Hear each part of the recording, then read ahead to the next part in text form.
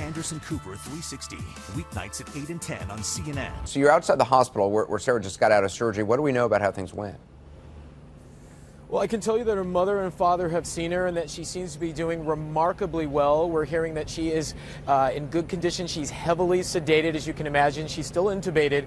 We're hearing that tube will not come out of her throat for another 48 hours or so. The surgery, Anderson, lasted about 6 hours, and we're told through a family spokesperson that doctors had no special challenges in resizing the lung to fit into Sarah's chest. And just before we went to air, Anderson, we got a bit of a statement here from the family. I'll read it in part to you because it does provide a little bit more detail. It says, Sarah is in the process of getting settled in the ICU, and now her recovery begins. It will be a long road, but we're not going for easy.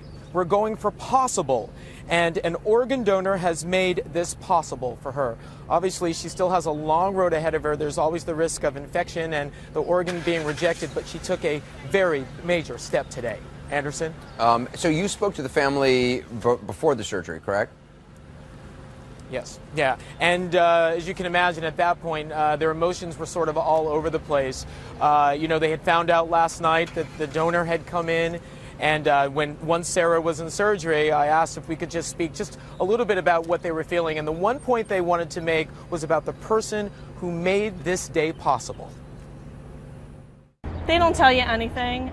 But that donor's her hero, our hero of this story. But she wouldn't have had access to that hero if it weren't for the change. This is a lobar transplant. This is an adult donor. This is lungs that she wouldn't have had the opportunity to have access to just 2 weeks ago. And the other point she wanted to make was not just this person was a hero, but they're hoping that there will be a change for the system to help children, not just Sarah, but the other child that's here, Javier Acosta, who you know of, Anderson, that 11-year-old who is also waiting for a lung transplant, and other children as well, now that there's been a change to the national policy.